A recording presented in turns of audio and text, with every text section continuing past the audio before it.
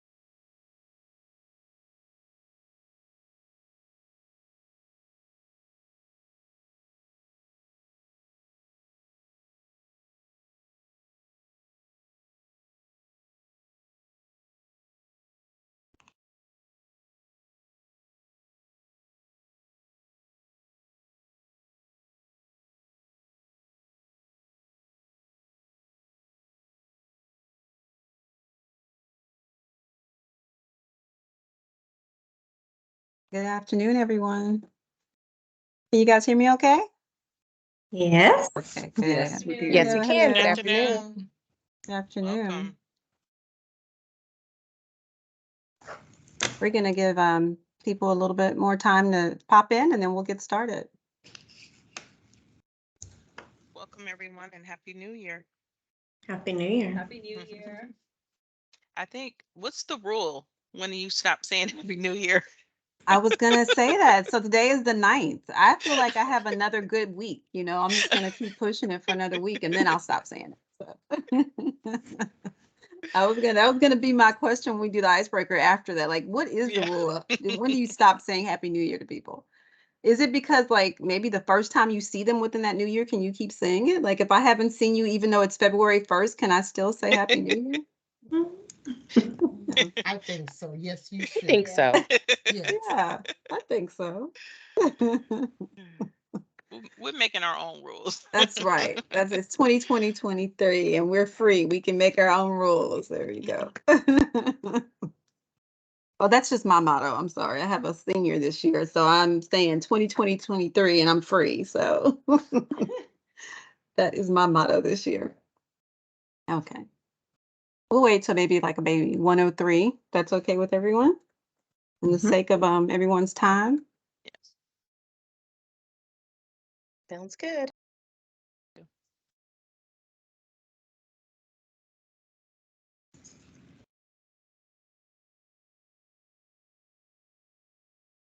Aurelia, I see the red light on, so we've already started recording. Oh, I thought you did it. I was gonna say kudos. Yes, it is already recording. I think it was set to automatically start when we began. So Okay. Okay. yeah.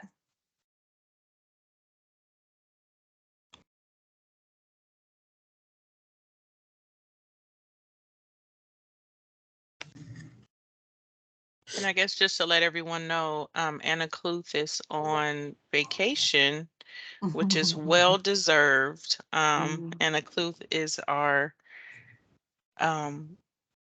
normally our facilitator for this meeting. So Aurelia and I will be facilitating the meeting today. So in Anna's absence.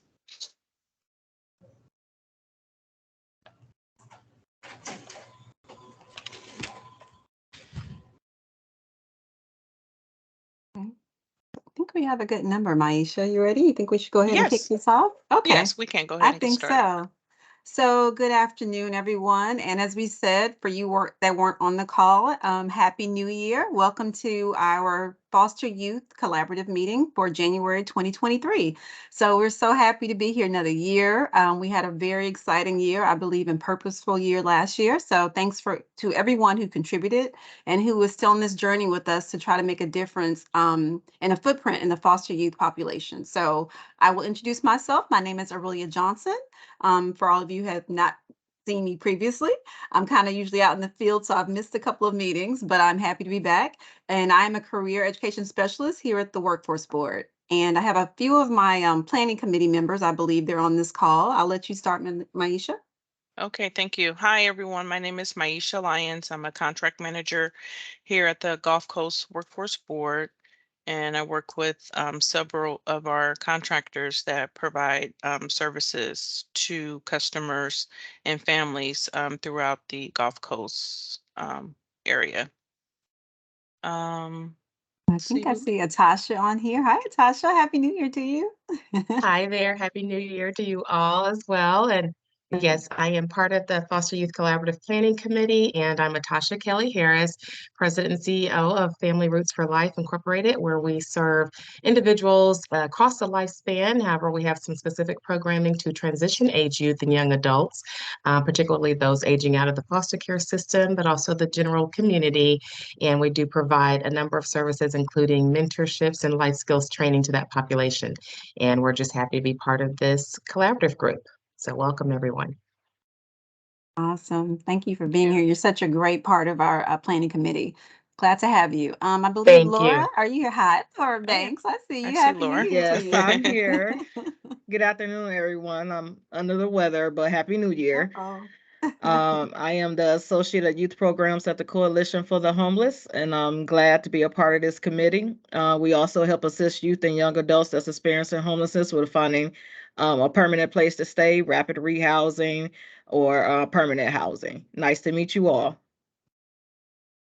Awesome. Thank you. Okay. I think we have everyone. I don't think Janine is able to join us today. She has a conflicting meeting. So Yes. if we did not call your name, please forgive us. If you'd like to speak, if you are a part of our planning committee and you are on here, you're welcome to say hello as well. Yes. I think we got everybody though. Okay. Okay. Okay. Okay. Thank you. Well, without further ado, we'll get started. You'll allow us to share our screen.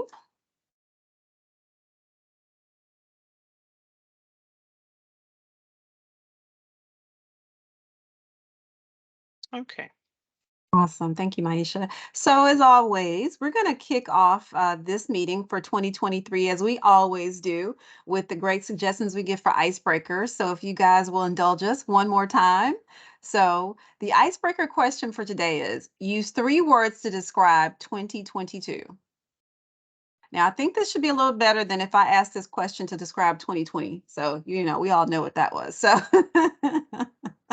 as they say, a dumpster fire. That's what that was. But so if you would like to put it in the chat and have your name and information, that'd be great. So we'll know who you are, or you can come off mic and give your 3 words if you like. Hey, Aurora, this is Laura. Hey, Laura. My 3 words is from last year is challenging, change, and adventurous. Ooh, I like that. Yeah. Gotta learn how to adjust, right? That's good. Yes. That makes me think one of my 3 would be pivot. That was a big thing. You have to learn how to do that. That's adjusting and change, right? Right. Very good. Who else has some words they'd like to tell us to describe 2022? I can go next. I'm not able Okay. to access the pool, so I'm just Mhm. gonna say it here. Okay. Last year I learned the word of growing pains and what that meant. Mm, yeah. Also challenging and I learned to be grateful as well. So those are my 3 words. Oh, very good. Grateful. That's a great one. Thank you for that. Anyone else like to share?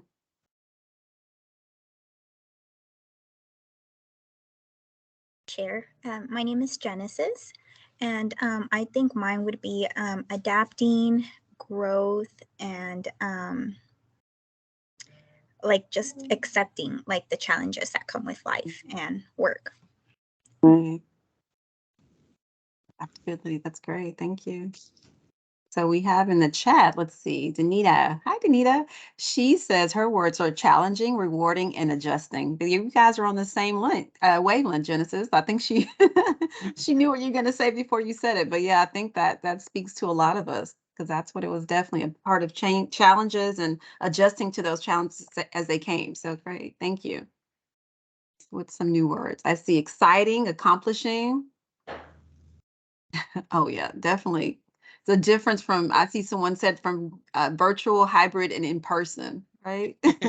So, so a good word would be options, right? We all got options, right? That's something that Yes. definitely happened with the change of us being remote and then now Experiencing hybrid and then right. Yeah. experiencing COVID has really opened up it was an eye opener in terms of Mm, how we can work um and and still be virtual, of course, and then still be able to provide services. So right. And still be productive. That's a great point.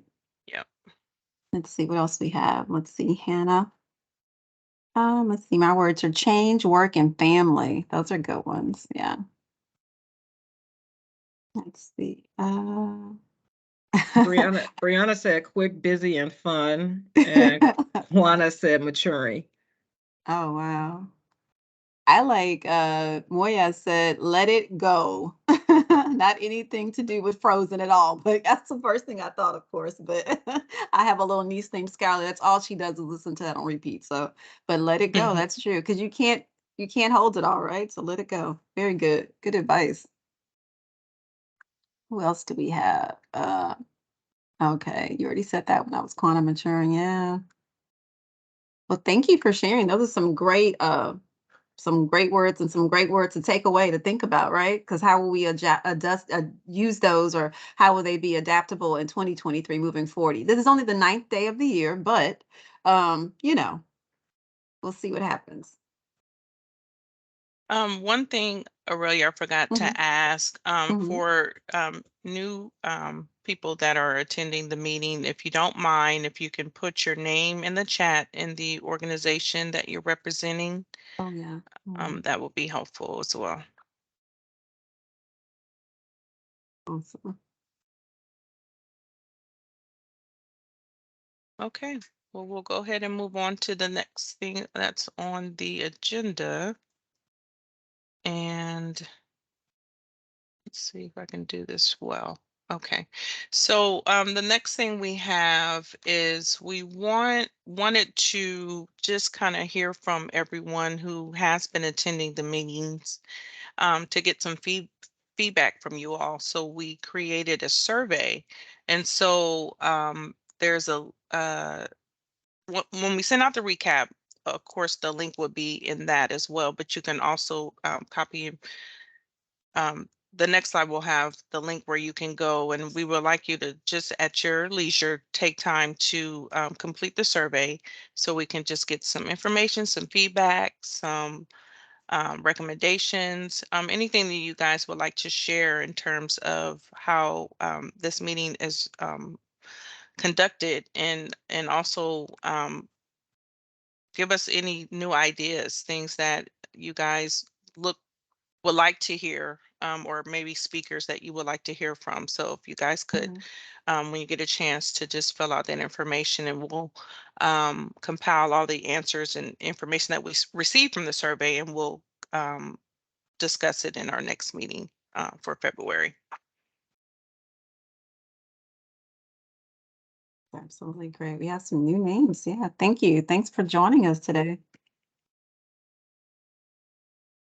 And so with that being said, in terms of me asking any new people that are here to the meeting today, we have a Google Doc where we have all our contact information for everyone who do attend these meetings. And so that's why I asked for you all to include that in the chat. But also, when you get a chance, if you can go to this link to the Google Doc, there's a spreadsheet that has contact information. So if you're on there and your information might have changed as far as your phone number or maybe your email address, if you can go on there and update that information as well. And if you don't see your name, you can have the ability to go ahead and add your contact information to that spreadsheet as well. And we make that spreadsheet available for anyone that's on the call that might not have had a chance to connect with someone. You'll have everyone's contact information. So just in case if you want to contact someone and you didn't have to reach out to us to get someone's contact information. So we appreciate you guys completing that as well. And of course, do that Maisha, at, this is at your Natasha leisure. real quick. Mhm. There is a request in the chat to have someone add that link to the chat, if you will, so Okay. that folks can click directly on it. That is probably as well as the survey. I did see the survey in the chat initially, so I'm not sure if everyone can see that, but Okay. it did go away. So maybe putting the link to the chat in there as well would be helpful. Okay. The link to the survey, sorry. To survey, yes. We'll do Mhm, those. thanks. We'll add those both. Okay, Aurelia, I'm gonna go ahead and turn it back over to you. Okay, great. Thank you, Maisha. Okay, so we have the pleasure today of having a guest speaker who we had the pleasure of having a meeting with a few weeks ago, and we're very impressed by her and what she offers to our community and to our region. She'll tell you a little bit more about her platform. The name of her organization is Two Lives Changed, which I believe the work that she's doing definitely changes more than two lives, which is amazing. So I see you there. How are you? Nice to see you again. So without further ado, Robbie Perrin, the floor is yours. Hi, everyone. Can you hear me? Yes, we Yes. can. Oh, good, because last time my mic didn't work. Well, thank you for inviting me to speak. and I'm honored to be able to be a part of this coalition. Just a little background about myself. I am the executive director for Two Lives Changed. I am rather new to the position, coming on board just this past summer. And I myself was a foster child. I went into the foster system at 12 years old and I aged out at 18. I was also a teen mom. And so I can relate very well to some of our young people, especially in the system or coming out of the system.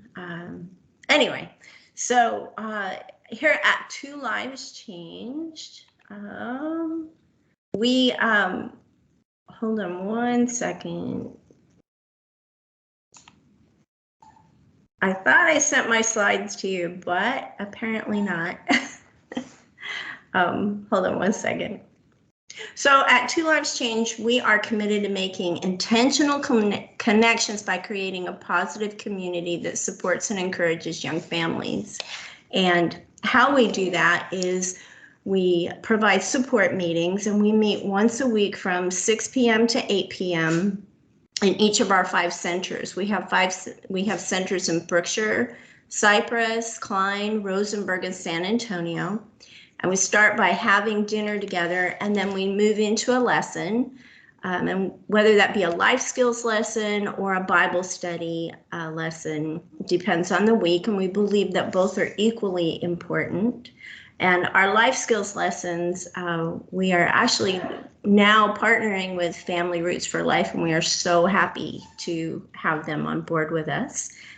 And so our intentional connections, we teach life skills in responsible parenting, mental health and coping skills. We teach meal planning and prep. We teach budgeting, money management.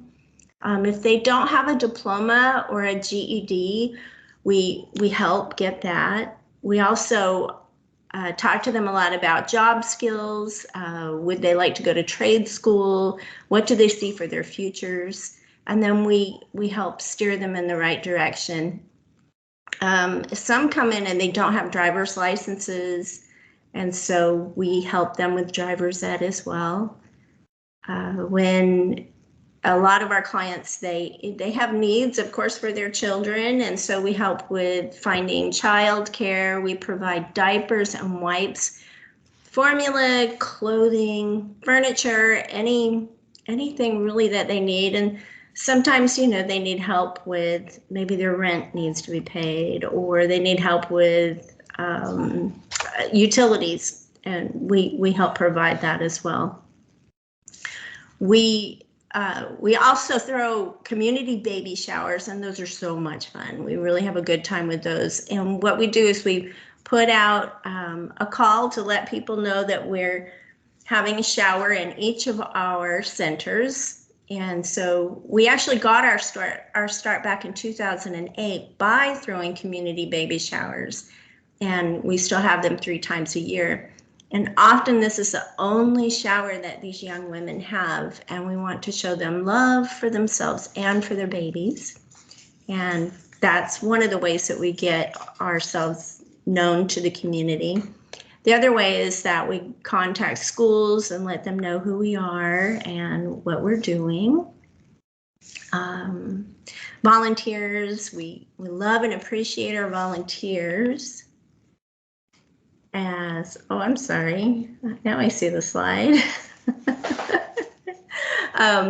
So we love and appreciate our volunteers so much, because we absolutely cannot do what we do without them. They help us provide dinners. They help us with diaper drives. Because we also go in the community and we give out diapers and wipes and information.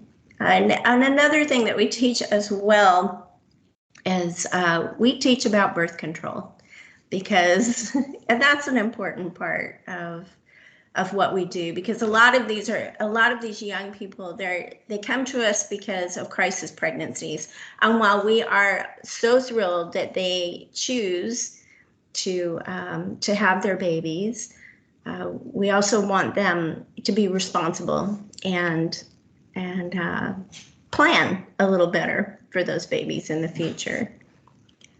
I kind of just went zipping right through that, didn't I? Anyway, yeah, so our volunteers, we do baby showers and Christmas parties, and the volunteers will come in and babysit while the mamas and sometimes the daddies will join too. So while they learn, and that's always very, very helpful, because those kids can be a little bit rowdy, though lots of fun, but very noisy too. So, and sometimes they'll drive the moms to appointments like doctor's appointments or job interviews, things like that too. And I actually myself started out as a volunteer making meals for Two Lives Changed. And then I became a board member, and then I became the director, and I so love it. Okay, next slide. Anyway, we do change lives. I like to think that is really what we do. We give them the tools for success so that they can become productive members of society, and that, you know, then they can turn around and they can help their children do the same thing. And we break the cycle that way of, you know, some of them come from kind of rough backgrounds, and we can help them get out of that vicious cycle that they can be in. And then we also teach them that there's a God who loves them, and then that helps them to not be so alone in this world, you know, because you can feel pretty lonely at times. And we give them a community too, and I believe that we become their community.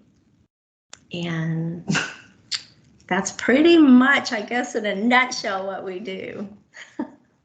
Does anybody have any questions?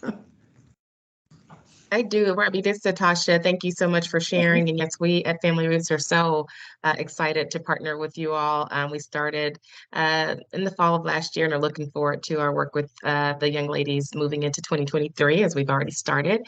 And I do have one question for you that might help the group too, in terms of the age range of the young ladies that you serve. You might mention that, as well as you mentioned reaching out to the school districts, and maybe how else you're handling the outreach for the population that you serve, and whether or not you're open to admitting or welcoming new moms. Oh, sure. That is good information. We serve ages 13 to 30, and our groups, generally in our support group meetings, most of the women that come are under 30. We do have moms as young as 13 that do join our meetings, and let's see. And then, of course, we are always open to welcoming new people. You know, we have plenty of room. We'll make room for you. And but if you're over 30 and you need help with diapers and wipes or something, we don't turn you away. The support group meetings are geared a little bit more for people 30 and under. The schools, we actually have had a little bit of a tough time getting into the schools since COVID, but we are definitely working on that. If there's anybody who can give me any contact information, that would be much appreciated. We reach out on social media, and the girls actually do a really great job themselves of introducing new people to our program. Was there anything else? I also have a question. I believe when we met the middle of last month, you mentioned about the area and the regions that you serve. So the areas, I believe that you mentioned at the top of the announcements, Rosenberg, I think I had Cypress. Can you tell us a little bit about, I think you shared with us, depending on area where your need is and how your reach is in those areas, depending on how they're geographically located within our region, if you want to speak on that. Sure. We actually our reach is from San Antonio to Beaumont, and we have people in Beaumont, Baytown, who we serve too. And with the people who are far away from us, like the Beaumont and the Baytown, we do a lot of virtual meetings and talking with them that way. So at least they're not completely left out. We do have someone who will deliver diapers to them, or Amazon's a great way to get things to them. And I'm sorry, can you repeat your question, Aurelia? Oh, no worries. I believe if my notes are correct, you mentioned different areas where you all provide services. So I had Rosenberg, Cypress, I think it's Brookshire, is that correct? Klein and San Antonio area. Yes. So, yes. okay. Yes. So yes, in reference to that. Cypress, we have Cypress too. And Cypress, okay. Right, and those are where our centers are located at the moment. So that's where our meetings take place once a week. So on Tuesdays, we just changed Klein to we're changing Klein to Wednesdays. Thursdays we meet in Cypress and San Antonio. Monday we meet. In fact, tonight we meet in Rosenberg. Yes. Thank you. You're welcome. Also found something when we met that you made a point. You mentioned earlier that you have moms as young as 13. Yes. And I think you made a point to say that there's specific need according to some of those areas. Can you tell us a little bit how that? Yes. Mm-hmm. We find that the youngest girls are in the Brookshire area. Brookshire, Rosenberg, both of those areas tend to have our younger girls in them, but especially the Brookshire area. Why? We're not really sure exactly why, other than maybe they don't have a lot to do other than, run around, I guess. But and I actually live in the Brookshire area, and so yeah. We're working really, really hard to get the message out to these young ladies that birth control is a good thing. It's not a bad thing, and you are not allergic to every birth control option on the planet, which we hear a lot. So, which I'm not sure why. And then Rosenberg too, they have some pretty young ones. And what the girls here in Brookshire, the challenges that they can have is the schools here are not helpful. When you become a parent, they give you 6 weeks of school and then they're done. You better have a babysitter lined up. You better have all of that. And there is not childcare here in Brookshire. So that's a challenge that we're working on right now. And so we want to keep these girls in school. And what we are doing here in Brookshire is that in our news center, we have computers where the girls can come and they can do work online. We set them up in a homeschool program, if you will, so that someone's there to watch their children and someone is there to help them if they need help online with their work. But that's what we're doing here. And we'll be doing that in Rosenberg as well. Hi, Ms. Robbie. My name is Danita Allen. I'm one of the career office supervisors at the Rosenberg Workforce Solutions office. I did put a message to you in the chat to see if we could possibly collaborate on trying to help those youth get to work. So I did put my contact information, and I also took down your contact information. So I'll be reaching out to you. Thank you, Miss Danita. We need that. Thank you. That's great, Anita. Thank you for that, for filling that gap and building that bridge so we can get over those barriers, because that's what it is. That's, that can be helpful to the young ladies in that position, or maybe young men that are the fathers as well, young adults that are facing parenthood and the, barriers of not having childcare. I'm sure transportation is an issue, or them being old enough to even have a driver's license, so to have transportation. So I'm sure there are a lot of things. So that can be a great connection that we can make with the office there in Rosenberg, especially if the need is for that area. So thank you for that, Danita. Exactly. Thank you so much. Thank you. Very much. Yes. Any more questions? Inez, do you have any more questions for our guest speaker today? Make sure we don't have Aurora, I don't anything have else. any questions, but Ms. Robbie, I sent you an email, Laura Banks from the Coalition for the Homeless. We do work with youth and young adults that are under the age of 24 years old and might need your assistance too as well. And we was wondering if we can set up a time to meet virtually so we could talk more about to see how we could collaborate together. Absolutely. Absolutely. I believe I did see that. Okay. I will go find it. And I'll make sure to answer back. Thank you. Oh, yes. Thank you very much. I'm so excited to just know that there's so much help out there and, you know, to be able to provide more for all of these young people. And I'm just overwhelmed with excitement to be a part of this and know all of you. So we appreciate you a lot.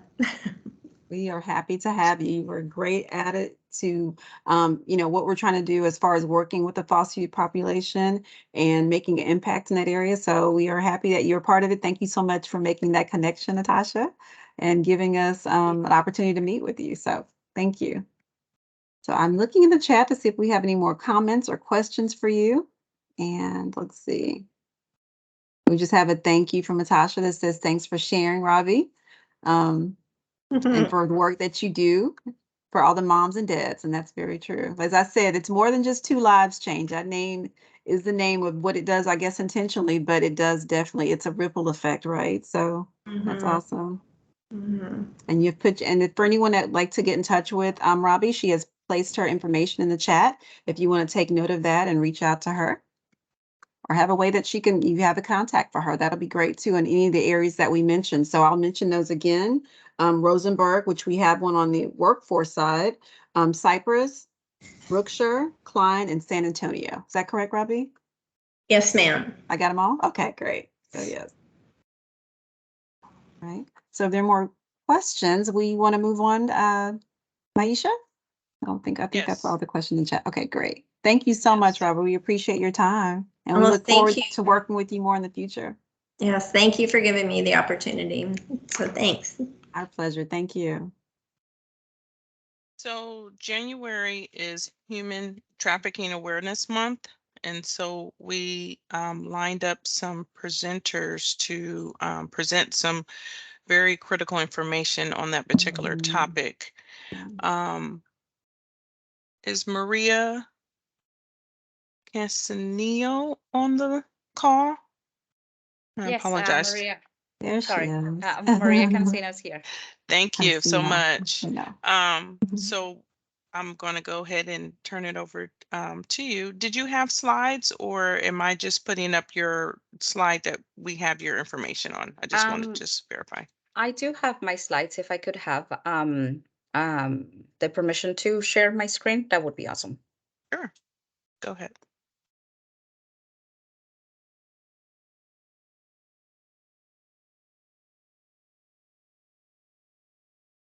Are you able to see the presentation? Yes, we are. Yes. Okay. Awesome. All right. So my name is Maria Cancino, and I work for an agency called BCFS, Health and Human Services. Under BCFS, we have a lot of different programs, and then we have two different divisions. So Common Thread is an advocacy program for survivors of child commercial sexual exploitation. So we work with survivors of sex trafficking. And today we will go over a little bit of information on what the advocacy services are. I do provide a full-on presentation on human trafficking one-on-one. I go over the indicators, what to look out for in your clients or in your the people that you currently work with. So if you are interested in that presentation, I am able to provide that virtually for now, since I am located in the San Antonio area. But I can always schedule a visit to the Houston area, and I can always provide this in person to you all. So Common Thread is a program within BCFS Health and Human Services. And under BCFS Health and Human Services, we have our own division, which is the Human Trafficking Interdiction Division. And we have 3 different programs. All of the work that we do is geared towards survivors of human trafficking. So Common Thread works with survivors of sex trafficking. We have also ECM, which stands for Enhanced Collaborative Model. And then we have the APS program, which is a mentorship opportunity for survivors of the APS program. It's a mentorship opportunity given to anybody in the community that would like to mentor a survivor of trafficking. Unfortunately, ECM and APS are only available in the San Antonio area, which is where I'm currently residing. So that's why we will talk about Common Thread today. So Common Thread is a relational advocacy program. And what does relational advocacy looks like? We'll go over specific information on how does this looks like. But the way that I would like to explain it to you all is that our focus is the relationship itself. We believe that a lot of the situations happen or will continue to happen in the future because survivors are not able to identify safe versus unsafe or healthy versus unhealthy relationships. Of course, I do understand that the majority of the survivors are put in those situations, right? And they were not asked whether they wanted or not. But what we're trying to do with Common Thread is to prepare them for after the trafficking situation. And what we are working hard to build is to have a trusting relationship with the advocate so that the advocate is able to mimic what a healthy relationship looks like with a survivor. That way the survivor is able to replicate those positive relationships in the future. The relational advocacy may look in very different ways. It may look like we are bringing snacks and we are making sure that survivor stays hydrated. And to some of you, that may be, oh, whatever, it's just a snack. Well, in reality, there is a lot of science behind providing a snack and making sure that they are hydrated. We do utilize TBRI, which stands for Trust-Based Relational Intervention. And that is just great techniques. Though TBRI was made with the purpose of working with youth who are coming from hard places. So this really, really helps out with our survivors. Now, Common Thread has been in existence since 2017. And this is the way that I would like to summarize what Common Thread is. The first one is the word collaborative. So just like we are here providing this presentation to you all, we could go to any of your organization and we can continue providing the services to you all. We understand that we cannot do this by ourselves, and we are in the best interest of wanting it to make it work. So we come in just to fill in the gap. So let's say, for example, survivor already has great help with pregnancy, with a pregnancy program, or they already found someone who is able to provide case management.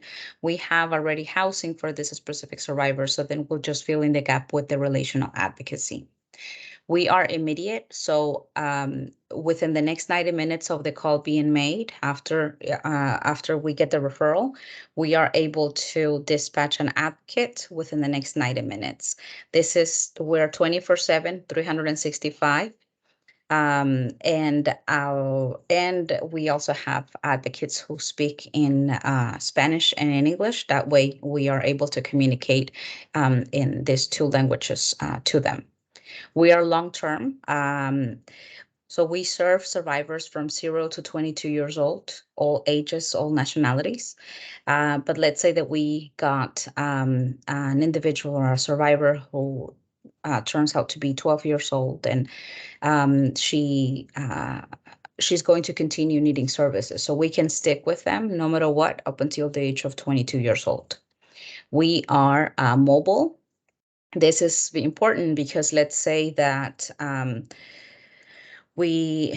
this specific survivor relocates to another area. And even though Common Thread does not have services in the Dallas area, but we have a survivor who the referral initiated here in this area, in either in the San Antonio area, in the RGV, or in the Houston area and surrounding counties, we can continue this relationship in this. Again, it will continue long term, and we would be able to dispatch our advocate, and the advocate will be able to go and visit on a regular basis with that individual in the Dallas area. We're evidence-based, so everything we do has been vetted and has been reviewed by our survivor leaders. And this is very important because we ensure that we are doing the job that we're supposed to be doing, and that all of our materials have been that everything is evidence-based. We're accessible, so we have a lot of different platforms on social media. So we have two types. Of course, we have the social one, the public one, which you will find it under Common Thread, BCFS HHS Common Thread. That one is the one where we post announcements and different stuff like that. However, we do have a lot of other profiles out there that are accessible, are meant to be so that survivors can reach out to us. And we are in constant communication and constant supervision, so we really know what we're doing. So we use the CIT tool, which stands for Commercial Sexual Exploitation Identification Tool. This tool is being currently utilized by DFPS, TJJD, and other 40 other child agencies that are currently utilizing the CIT tool, and we continue to see more and more agencies utilizing the CIT tool. So how does the CSEC crisis response looks like? So this is what we're gonna do in a situation of crisis and when we are being dispatched within the next 90 minutes.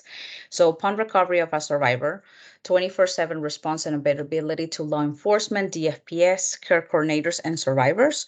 We arrive within the next 90 minutes to law enforcement need. Something very important to note is that we only dispatch advocates to safe locations. We're not going to send them to hotels. We're not going to send them to gas stations because stuff happens in those places. So we are only going to be dispatching our advocates to safe locations. This is law enforcement. It can be any agency, office, hospitals, but we do not go to, we're not going to go to crime scenes. We're not going to go to those specific places. Upon recovery, we help meet the immediate needs of the child for safety, food, rest, medical care, stabilization. We develop a safety plan with the youth. We also bring a backpack with the necessary items that survivor is going to need for the next few days.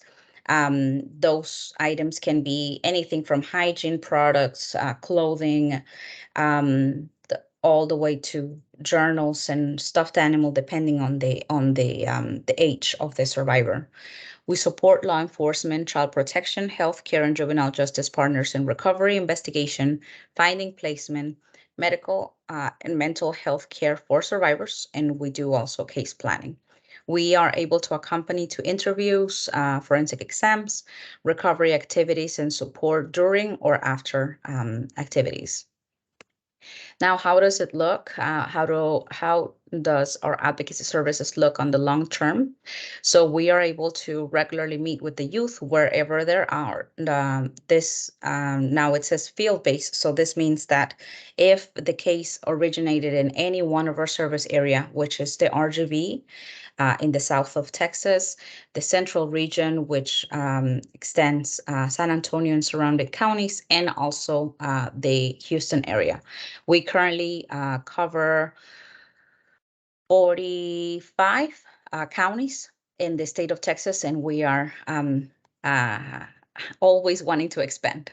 In addition to face-to-face visits, supportive contact with survivor by phone, text, social media, Facebook, messaging, and others, we support transition from one system to another. So if survivor is being referred out from one RSD to another service provider, we can facilitate that situation.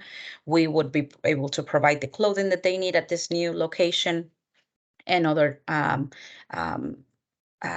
stuff like that. We do ongoing safety planning for changing circumstances. We identify the needs and navigating resources to meet those needs. We refer to community providers for follow-up services such as housing, counseling, medical follow-ups, all of that kind of stuff. We provide regular updates to all partners involved with the youth, including the guardian. But if you are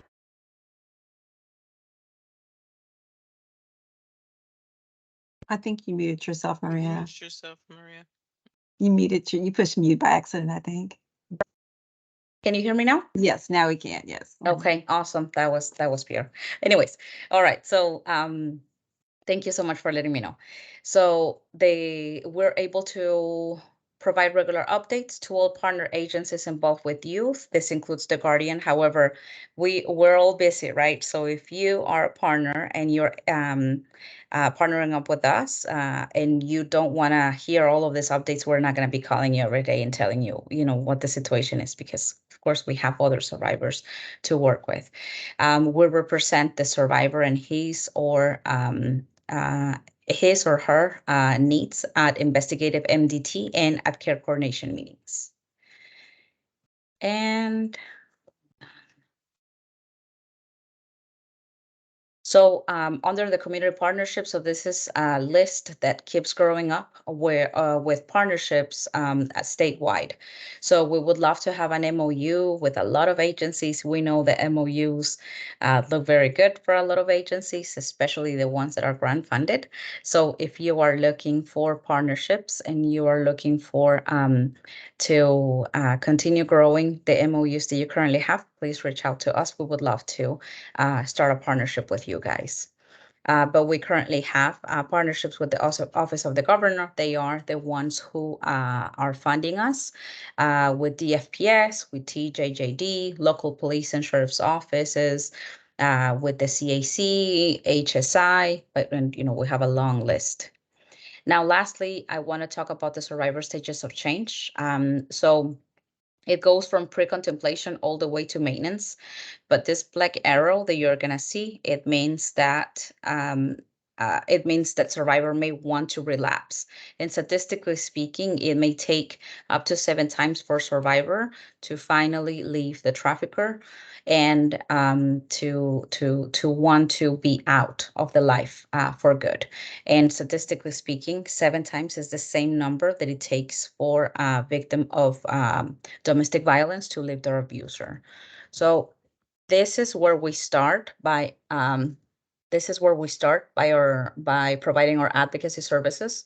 We start by building trust, by managing the body's physiological trauma responses, which are running away, substance use, self-harm, crime, returning to harm.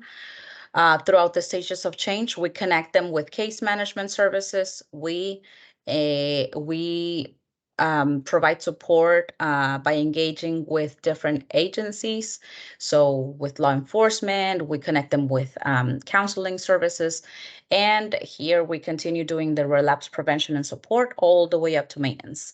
There really isn't there are not many disqualifiers that would ask us to kick somebody out of our program. We don't do that. Even if they do return to harm, even if they go back to the trafficker, even if they start using substances again, we will, it doesn't matter. We'll still pick up the case and we will continue with the relapse prevention and support in hopes that we can reach maintenance. So we'll be here for them no matter what, up until the age of 22. I'm running out of time, so I'm gonna skip this ones. But okay, just know that any survivor of trauma may be triggered by anything, and very early on in our advocacy services, we are able to identify and help survivor identify the triggers that they have. But overall, survivors of trafficking are often specifically triggered by authority figures, uncertainty, telling their story, talking about their trafficker, being alone, feeling rejected, power struggles, even a smell. What you're wearing may be something that may trigger them, or the music that is playing in the background. So in summary, advocacy is relationship focused with outcomes of targeting and stabilization. Advocacy can make investigations, case management, and child protection more effective for survivors. And common threat reach allows for survivors to remain meaningfully connected, even if their victimization takes them outside of our service area. I want to share this map with you all. This is the commercially sexually exploited youth advocacy programs. And you can see that we are well represented. We are in three. Yes, we are in all of the regions here. And but this is the list of the other agencies. So let's say that, for example, we have someone who is here in the Hidalgo County, and they are wanting to relocate to Denton. And even though we don't have, we're not able to provide services in Denton, what we're gonna do is that we're gonna have someone travel from here. We're gonna have our advocate travel from here all the way to Denton, I would say for about 6 months, to continue building that relationship. And then once we feel like they are in a good point, then we will transfer out to the agency in Denton, which would be here, I think. I'm sorry, I'm not too familiar with the counties above where I'm located, but this is the map for the 14 CSA advocacy agencies that are providing similar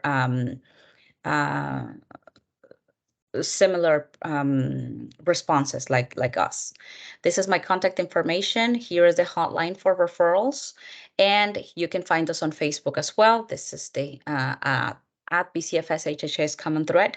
Here is my information, and this is your regional director. Well, this is Common Thread's regional director in the coast area, and this will be your primary POC, because she's the one located in the Houston area. So you can take a picture, snap a picture of this slide, so that you can have the contact information. And here is our website.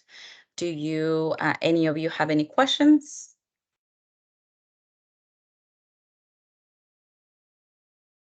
Thank you, Maria. That was very enlightening, and is that information.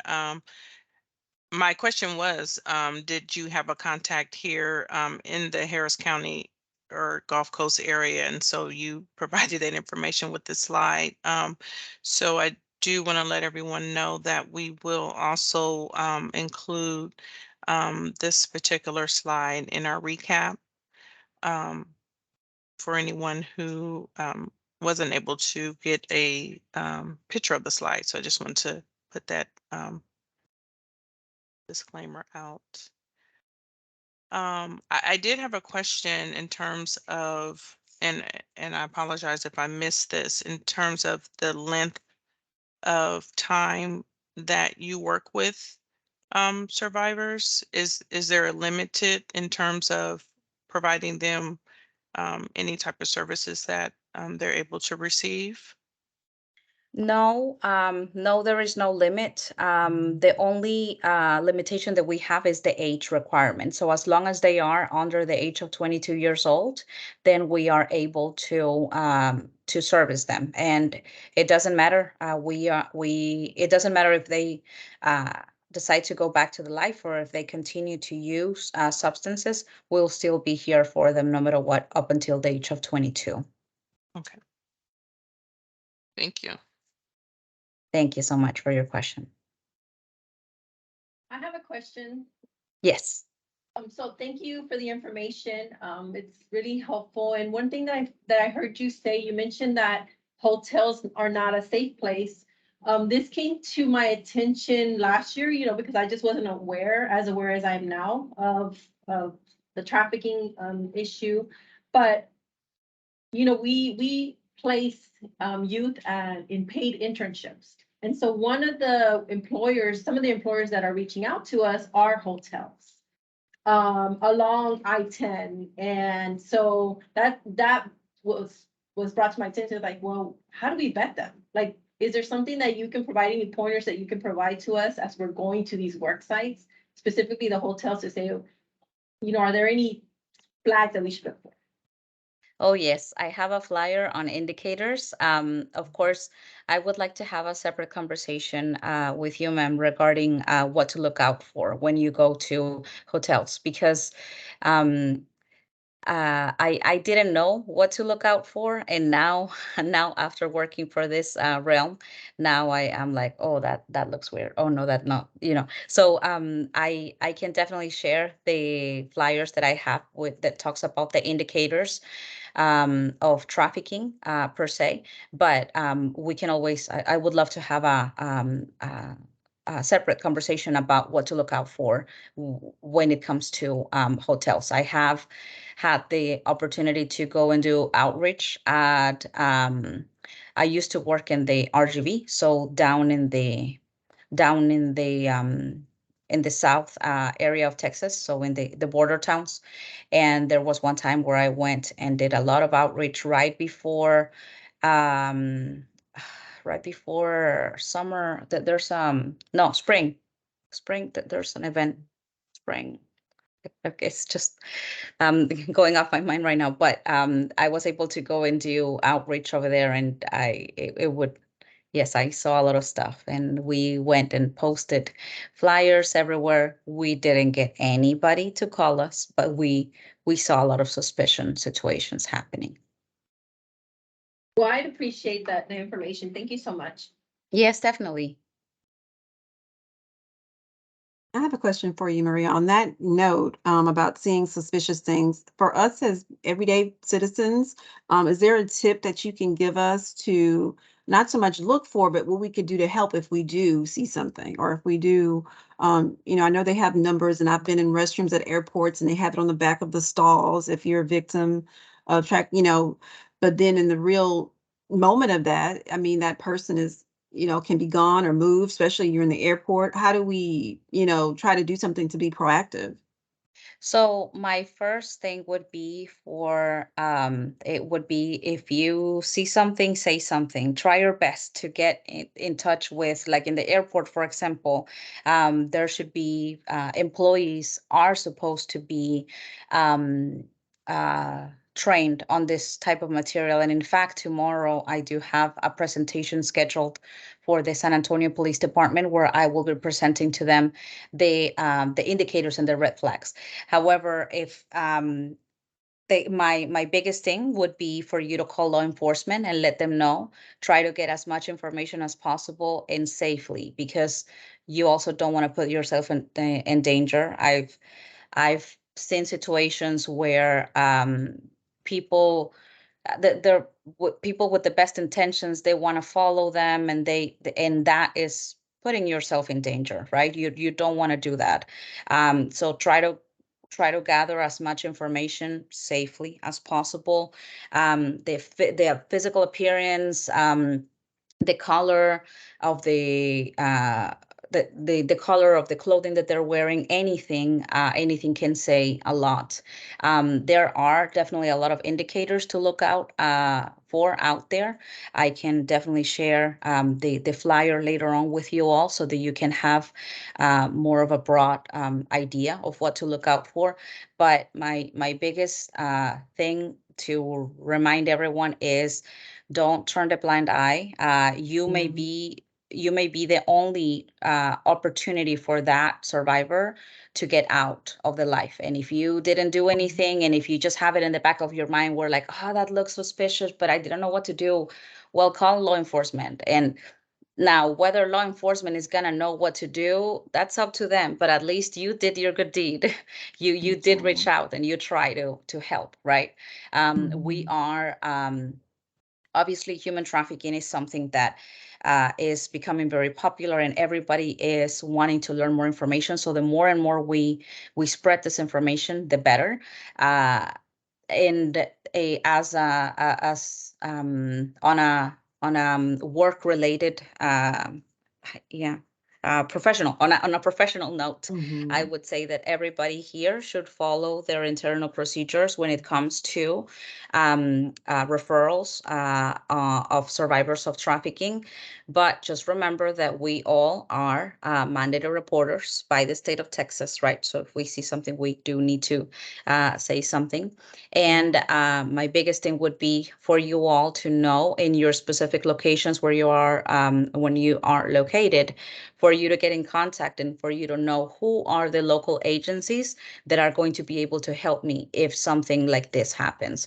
So Common Thread is one of the agencies that are able to provide advocacy services. Will they be able to dispatch our advocates within the next 90 minutes of the call being made? We service 45 counties, but there are also, I am aware that in the Houston area, there are other agencies out there that are able to provide services. So even if it's not with us, even if you do decide to go with another agency, it doesn't matter. We're here to serve the survivors. So the biggest takeaway is if you see something, say something. Don't just turn the blind eye, because and I can share plenty of stories about how people do weird stuff. For example, at Walmart, you happen to walk at Walmart and you see a female accompanied by two males. You see that the way that they're dressed up is not the best, it's not super safe. You see the female, she looks like a minor. She has super tiny shorts on. You see bruises, you see tattoos, you see all of this kind of stuff. They could be taking her to the bathroom. They could be transporting her from one location to another. And she may be dropping something in the floor. She may be doing something and it caught someone's attention, but they don't say anything. She's not going to say, "Hey, help me, I'm a survivor." She's not going to raise her hand, because the traffickers are obviously they don't allow her to speak up. They don't allow her to even raise her head or look at someone's eyes. So all she's trying to do is get somebody's attention. So if you're there and if you see something, say something. And that's my best recommendation to you all. Thank you so much. And on that note, I wanted you also to take a look at the chat, you all, before you leave. There was a note put there by Bobby. So there is a campaign, the Blue Campaign, to acknowledge and to bring attention to Sex Trafficking Month, or to Human Trafficking Month as well. And you can wear blue on January 11th. So if you want to do something, I know we as a community, we have been so great about supporting breast cancer, and that's a campaign wearing pink. And I think if we can put that same push and emphasis behind something so important as human trafficking by wearing blue, and us just starting to get that wave going, that's a really important thing. So thank you so much, Maria. And I think we had one other question. Genesis, thank you for being patient. What was your question or comment? So I didn't have a question. I had a comment.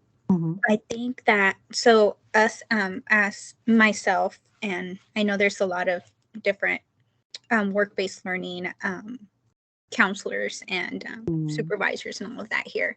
But sometimes I like the part where you said, like, you will serve them up to 22, no matter how many times they keep coming and going. And that just made me understand that, like I felt like I needed to be aware of that. Because some of the, we have interns, it doesn't work out, we term them and stuff like that. But it's hard, it was hard understanding, if you're being sex trafficked and, that's a hard situation, you're going to go back. And it just makes me see everything different.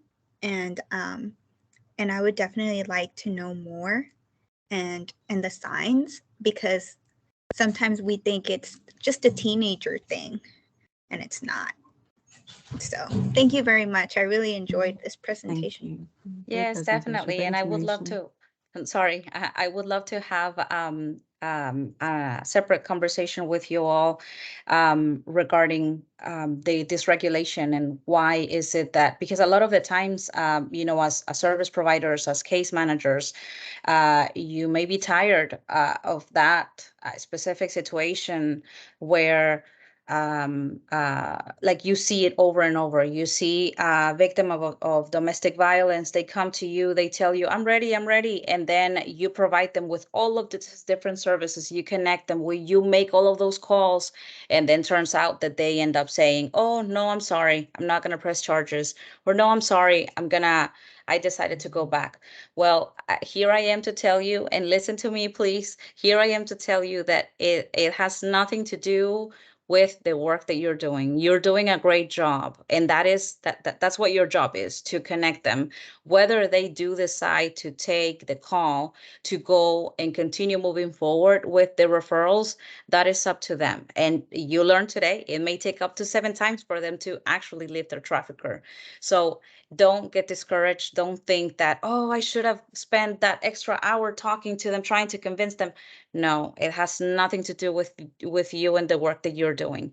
It has to do with them, where they're at, if they are in the 6th or in the first time, and also how well they are about recognizing their own feelings and the dysregulation and all of that kind of stuff. So I would love to have a separate conversation with you. I'm sorry to take up a lot of time, but you all have my information. I would love to continue talking further if anybody else has any other questions. Thank you so much, Maria. If you can, go ahead and put your contact information in the chat. And like I said, we always do a recap of from the meeting, and we also put presenters' contact information in that recap as well. So, but if anyone wants to reach out to you before they receive the recap, putting your contact information right now will be very helpful. And thank you again for your presentation. Definitely. Thank you so much for having me. I really appreciate the time. Thank you. Okay, so our next presenter that we have, Bliss Thornton from the YMCA. Oh, yes. Good afternoon, everyone. How are you doing today? Hi, thank you. Hello. I do have a short PowerPoint. So.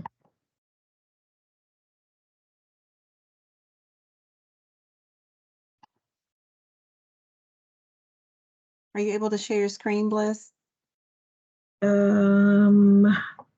Yes, I am.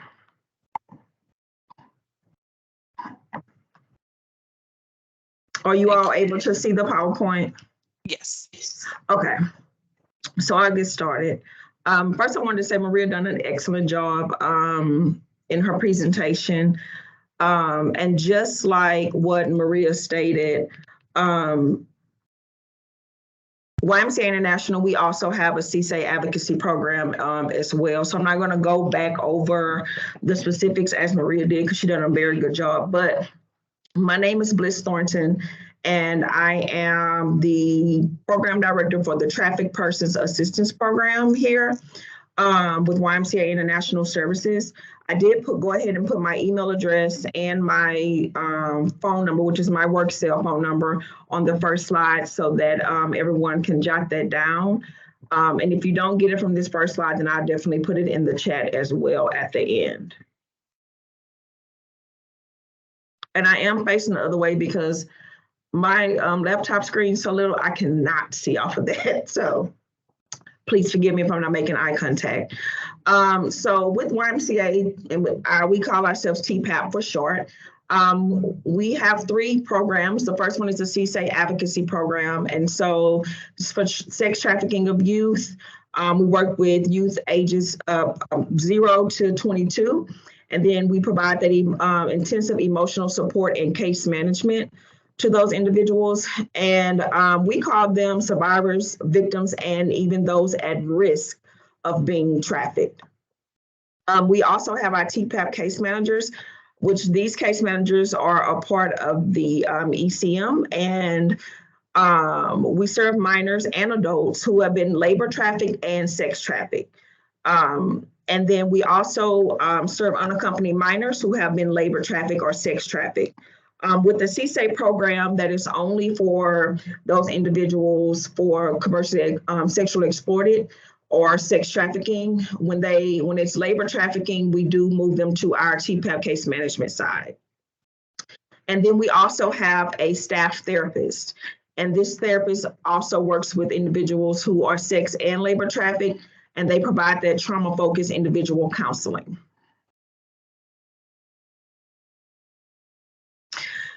So we serve clients and victims or survivors who are domestic and international victims of human trafficking or survivors of human trafficking.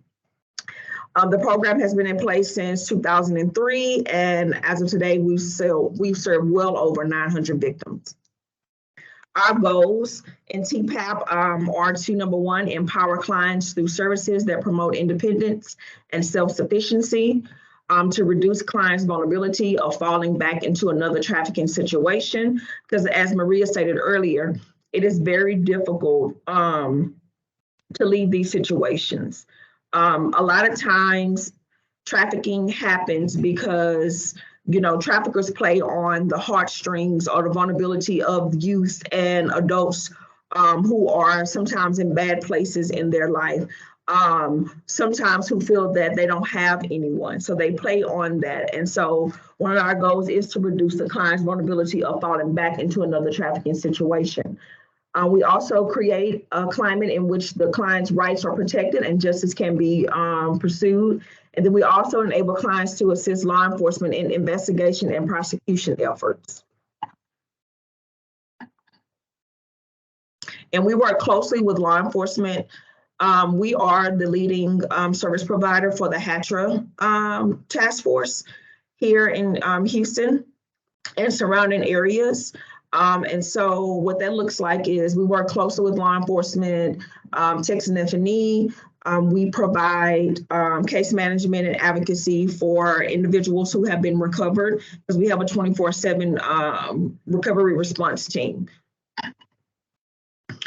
So for eligibility for services with us, adults 18 and up, of course, force, fraud, or coercion, have to be willing to assist in any reasonable request from law enforcement regarding the investigation of trafficking cases. And then for minors, they do not have to prove force, fraud, or coercion in the case of commercially sexual exploitation, and they do not have to work with law enforcement either. And that is for those domestic clients. So the domestic clients, of course, are those here in the United States where the trafficking happened here. And then we have for the foreign national victims, for adults 18 and up, of course, same thing, force, fraud, or coercion in their home country and or in the United States, or force, fraud, or coercion during migration to the United States. And we see that a lot when it comes to the labor trafficking. Individuals will hold like bondages over them, threaten to harm the victim or their family members, to get them to work for them, you know, utilize all of their money, or they get a small portion of a check when they're working, or they have them living in horrible, deplorable conditions. And so a lot of times when they're migrated to the United States, there's like a threat there, there's a bondage of payment that there are debt that they're having to pay off that the trafficker has put in place. And then for minors, they do not have to prove force, fraud, or coercion in the case of commercial sexual exploitation, but they must work with law enforcement. And that is so that when it is time for prosecutions and things like that, it does help out the case when victims or survivors are able to assist law enforcement. And then so when you're reporting and then you have or want to submit a referral for minors under the age of 18, if it's a confirmed victim or they're at risk of sexual exploitation, then you will contact the Triad hotline. Once you contact the Triad hotline, whatever CSA advocacy agency is on call, which will be YMCA International, BCFS, Common Thread, The Landing, or Unbound, one of them will get the phone call, and then they have 90 minutes, as Maria stated, to respond to the call or to the recovery. The recoveries, like Maria stated, happen at, it could be Texas F&E, it can be hospitals, it can come from law enforcement as well. And then with adults, 18 and up, if they're a confirmed victim or at risk of sexual exploitation, then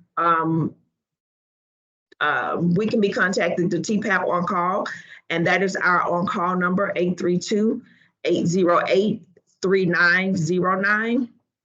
And then if there is a referral that is needed, it may not be an emergency or a recovery, but you may work at the school and you see that a student has stated that they are being labor trafficked or sex trafficked.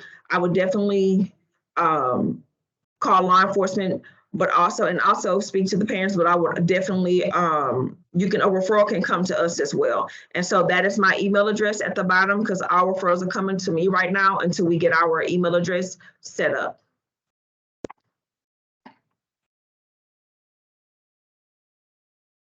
And then some of the additional programs that we offer here with YMCA International, with YMCA International, this department of the Greater Houston YMCA is tailored to assist individuals who are refugees and immigrants and other vulnerable populations. And so we have immigration legal services, we have Afghan placement assistance, we have matching grant program, refugee cash assistance, preferred communities, social adjustment services, employment services, refugee youth mentoring, education services, and post-release services, and home studies.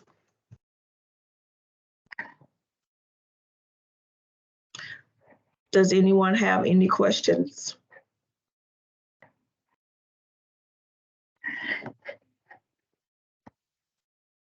I did have a question. I just wanted to ask, is the services that you provide, is it at every YMCA, or is it just a particular YMCA where they would go to get these particular services? So YMCA International is a department of the Greater Houston YMCA. So you know how you have your branch YMCAs? Mm-hmm. We are similar to a branch YMCA. We just do the social services piece to it. So it's not at every single YMCA, but YMCA International is like its own, I don't like to say separate because we are one, but we are a separate department from YMCA Greater Houston. Okay. So if they were to say, go to the YMCA in Fort Bend and they wanted to get these particular services, they would be able to give them information in terms of to be able to get in contact with you all? Yes. Okay. Yes, ma'am. They definitely would.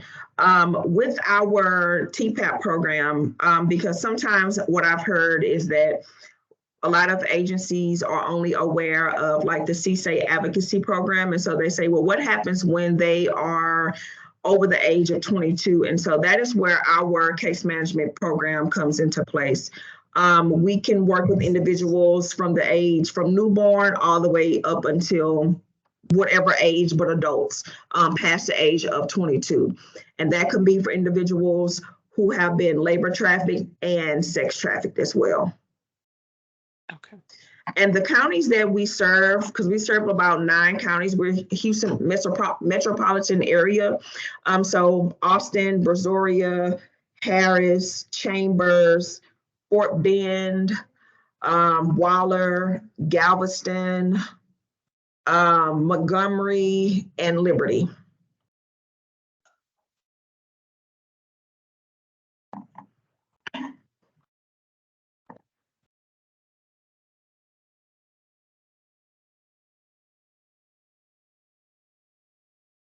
Thank you so much. The information is very important and very useful. And I'm glad that you guys service a lot of those counties, because a lot of those counties are part of the 13 counties that we service with Workforce Solutions. So thank you so much.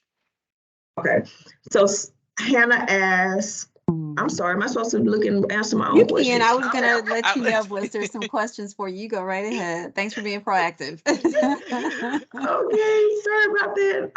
Hannah asks, are there services available for persons whose refugee status is still pending? Yes. Yes, yes, there is. And I'm looking forward more services. And I Bliss, will, mhm. Oh, you're probably about to say what I was just about to ask. And I'm if gonna you put the can put your, information in the chat. Yep, yes. I am. I'm gonna put all the information in the chat. Okay, thank you.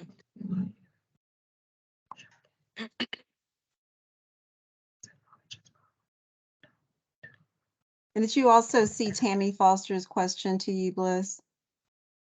Or I think she's addressing that to anybody that works in this capacity of working Yes. with human Yes. trafficking, but okay. Yes, Tammy, you can definitely contact me for sure. For sure.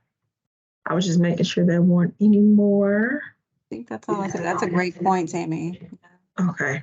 Yes, that really is. Because boys are victims as well, so. Yes, they are. And we work with male and female victims and survivors.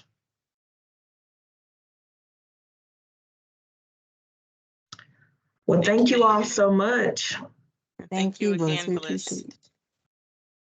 And so we have one more presenter that's actually present. We also have a recording from a Eileen Dong, but because of time purposes, we will, when we send out the recap for our meeting today, we will make sure we attach her presentation, which she had recorded it because she wasn't able to attend. And thank you so much for you all for still being on the call. We really appreciate it. So I'm next going to introduce, is it Kara? Yes, Parker? Kara Parker. Okay, thank you. Kara Parker from The Landing. Thank you. Thank you. I'll go ahead and share my screen. I know we're kind of short on time, so we'll move through pretty quickly. I have Jennifer Perez on as well, and she serves as our youth advocacy outreach specialist. So we included a little bit of content about just human trafficking from an educational side that I'll go through really fast, and then Jen will share about our services. But essentially, we've been talking about human trafficking today, and just to give you a general sense for anyone that's not familiar, it's typically broken into sex and labor trafficking. And so I think all three of us on the call really focus primarily on sex trafficking. There's actually more labor trafficking victims in the state of Texas. And so that's anytime there's violence or coercion that's used to force someone into working against their will. So they might have had their documents taken, they might be working in unsafe work conditions, not paid or not paid at a fair rate for it. And then sex trafficking is any commercial sex act. So any kind of a sex act that's exchanged for something of value, either with a minor, because minors can't consent to that. So any of that with a minor, someone under the age of 18 is considered sex trafficking, or with an adult if you demonstrate forced fraud or coercion has taken place. And forced fraud or coercion could be something like physical harm, violence, threatening people, restraining them, isolating them, making any kinds of false promises. So we see false promises of maybe a modeling contract or employment opportunities. Relationships are a really common pathway in. So someone that poses as maybe a boyfriend or a partner, and then it becomes a violent or abusive relationship, and then they coerce that individual into engaging in commercial sex with others. And then coercion is a common tactic. So any kinds of psychological abuse, manipulation, blackmail, confiscating people's documents, threatening them, threatening their families. If any of these conditions take place with an adult, then it's considered sex trafficking. There was a University of Texas study that found that there were over 300,000 victims of human trafficking in the state of Texas. And of those, over 79,000 were youth and minor victims of sex trafficking. And a couple of the common industries that found that are at greater risk for vulnerability from a labor trafficking standpoint are these listed. So, agriculture, construction, domestic service, health and beauty, some of these different settings, restaurants. And then sex trafficking, where the landing is located, we see a lot of it taking place on the street in Bissonnette corridor in Houston, hotels and motels.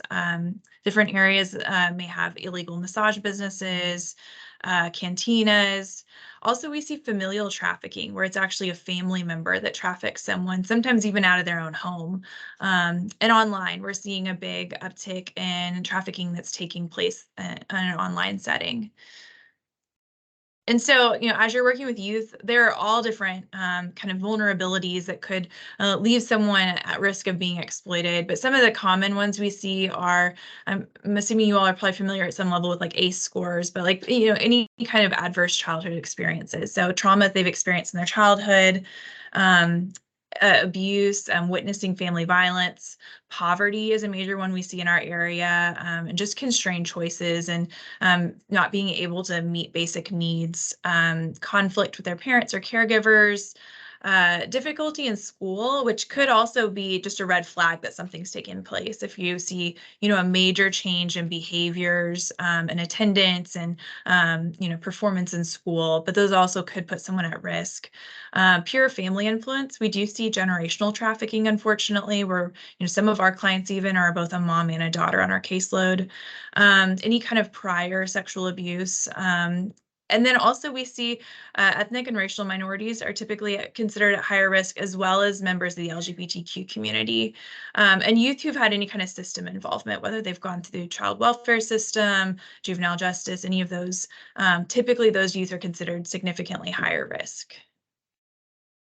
So red flags, we've kind of alluded to them, but a couple of things you might look for are if someone is kind of reluctant to speak, if it seems like they're just exhausted, they're dominated or they're controlled. So if they're with another individual and like the story earlier, if it looks like they're not allowed to look up and make eye contact or someone else is speaking for them, or even if they're not with that individual, but you can tell that there have been rules set where they're not allowed to do those things, those could be indicators. There's looking fearful, working longer unusual work hours, alienated or really isolated if you see changes in behavior around that where they become more withdrawn from their social groups. They suddenly have expensive gifts that they can't really explain. That also along with that, I'd say if they have kind of older friends that have kind of appeared without a lot of explanation, and just any kinds of signs of abuse. So the sex trade is very violent and unexplained injuries. We also see things like branding or tattoos. And so any of these things, in combination, I think we also spoke earlier to like clothing that's not appropriate for the setting. Those sorts of things could be red flags that you might pay attention to that are potential indicators. If you see that, you can always report to 911 if it's an emergency, or we have these other numbers here. We already mentioned being mandated reporters, and then also the landing's phone number for referrals. So I'll hand it to Jen to go over the landing services. Hey guys, I'm Jennifer, and I just kind of wanted to let y'all know the services we offer and who we are. We're the Landing, and we have 3 programs. So we have our drop-in center, which is for our adults, and it's a center where individuals can come in, whether they're into life or out of the life, and we assist them with like housing. We have beds here if they haven't slept in a while.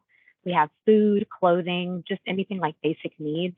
But also we have an empowerment program that kind of is like helping them to get out of the life, and they can graduate from that program, and then they're eligible for a scholarship that they can use like towards their basic needs. And yes, the next one. And then we have our outreach program, which can be street outreach, court outreach. That can mean like us going out on Bissonnette and just kind of walking around with items that they could use. We're very careful. We want to make sure that we're not going to get ourselves in trouble nor get them in trouble, but also just providing them with basic needs and then giving them cards and stuff, letting them know who we are so that they know that they have a safe place that they can go to, especially that they're on Bissonnette and we're located on Bissonnette. And then we have our advocacy, which is very similar to like the YMCA, BCFS. We have a 24/7 crisis response. One of us is always on call in case a youth is picked up from like a sting operation or anything. And then we go to the hospital. We're with them through the entire process, through all of the exams, all the medical, just providing like that heavy emotional support to them. And then after that, we follow them along, like if they're going to a foster placement, if they're going home, if they have like court cases, we're going to court with them. If they need help with school, we're there to advocate for them. And then just providing them with basic needs, and then family services, like if the family is looking for like family therapy or something like that, we're helping them find that. And we cover Harris County along with the other counties on the outskirts, which is like Montgomery County, Liberty, Chambers, Galveston, Brazoria, Fort Bend, Waller. I think that's very similar to like the Y. I think they cover the same areas as well.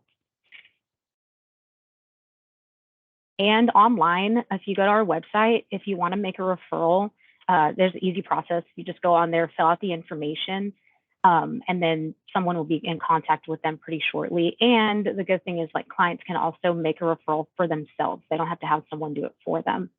And for the youth, I believe the youth can fill out the form online as well, or someone can fill it out for them. But we also have the number that you can call.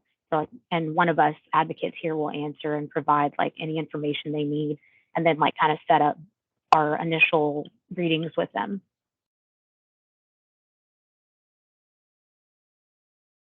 And if y'all have any questions, you can direct them to me or Kara, and we'll make sure to put our information in the little chat box as well.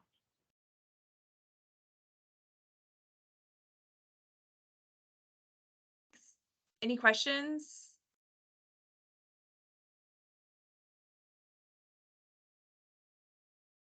I don't see any questions in the chat right now, Kara. Great, well, thanks. Well, yeah, like Jen mentioned, we work with all ages and genders in the greater Houston area and take direct referrals. So and we work with people who are trafficking victims, as well as anyone who's been in the sex trade, even if they don't self-identify as a victim of trafficking.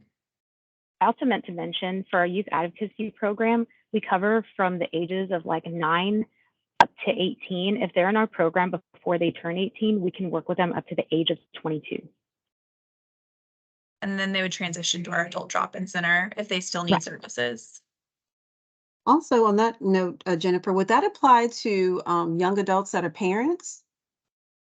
What happens in okay, that would still, the services, okay. Great, thank you. No problem.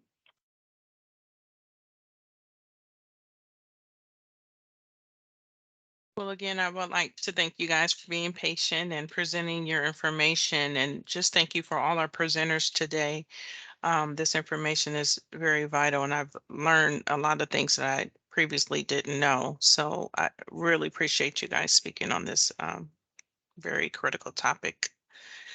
And I appreciate everyone still on. And so we have, let me share my screen really quick. And while you're doing that, Maisha, I'll mention if you have an opportunity to look in the chat, we usually do the open share. And so some individuals have already taken advantage of that, and they've shared some things in our chat. So please take note of that for some of the organizations that have posted. I know there's one for Bridge Year that's been mentioned. And then also, I think I saw another from Moya for, let's see, yes, Relatives as Parents conferences also. We have 2 conferences. If you're interested in either one of those, please make note of that in our chat, please.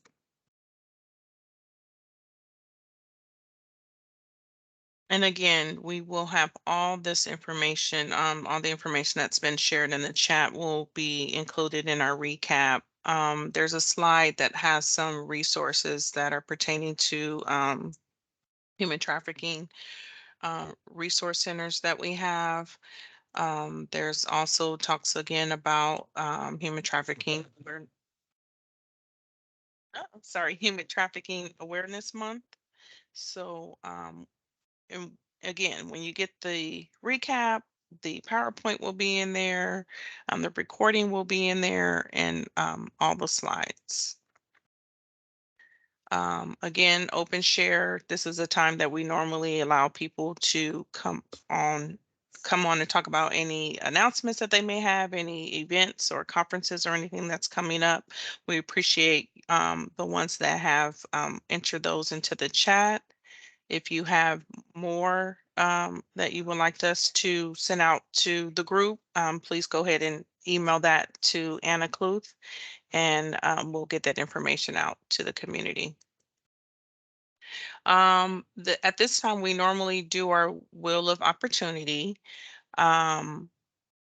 So for time's sake, I won't do the wheel. I won't spin the wheel, but what I'll do is I'll spin the wheel, and then in the recap, we will send you information in terms of what will be our next topic for our next meeting, which will be February 13th at 1 p.m. So I do again want to thank everyone for joining us today. Again, thank you for all our presenters.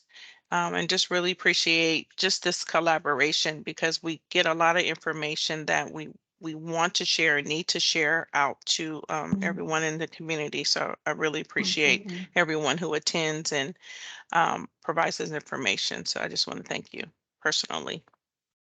And I just had one other question in the chat, Maisha, while you're doing the wheel. Tammy wanted to know, for anyone that's in this, if this is your wheelhouse for working with students and foster youth in the Conroe area that are looking for work. Does anyone have a connector? Are you referring to someone from one of our workforce offices, or for students that may be victims of, I don't, if they've been exposed to either human or sex trafficking? I don't want to misinterpret your question, Tammy. For the workforce, for looking for jobs. Oh, okay. I didn't know if you were, because we were on the piggybacks of their presentations. I didn't know. Okay. Hi, so I'm Genesis, and I'm from the Conroe office, and I'll put my information in the chat and the office information. And we have the work-based learning program, which assists young adults in helping them find a job and gain work experience. Yes, thank you, Genesis.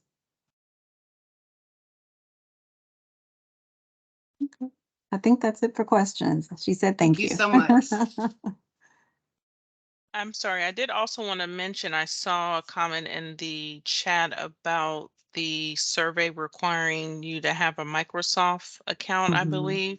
So we're gonna look into that, and again, provide that link for you to complete that survey in the recap email. And also if that's the same situation when you're trying to update or add your information to the Google Doc.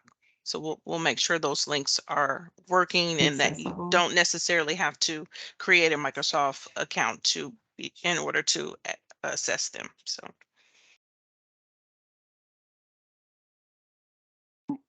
We can spin the wheel now, Maisha. Hold on one second. Thank you.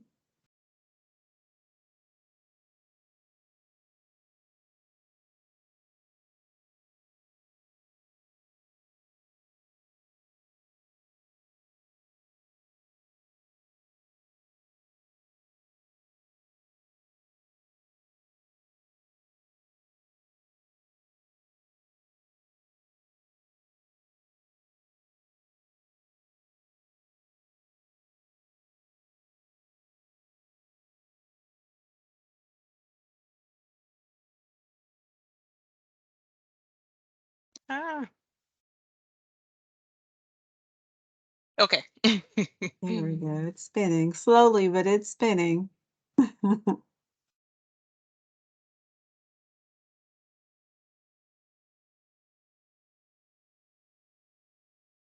Okay. Homeless Youth Resources. All right. Okay.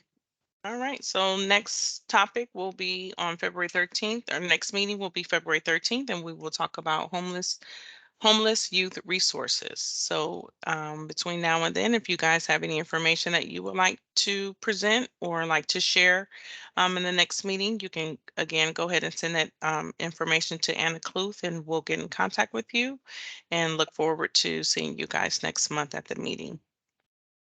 Thank you. And once again, thank you so much for taking time out of your busy schedule to join us and push forward with our efforts to make a difference in the foster youth community. So thank you so much. Bye-bye. Have a great week. Thank you, everyone. Thank you.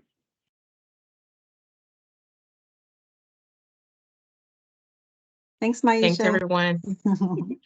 Great Thank job, you. Aurelia and Thank you. Maisha. Thank you, Bye-bye, you Tasha. guys. Thank you, Laura. Take Thanks, care, guys. everyone. Bye-bye.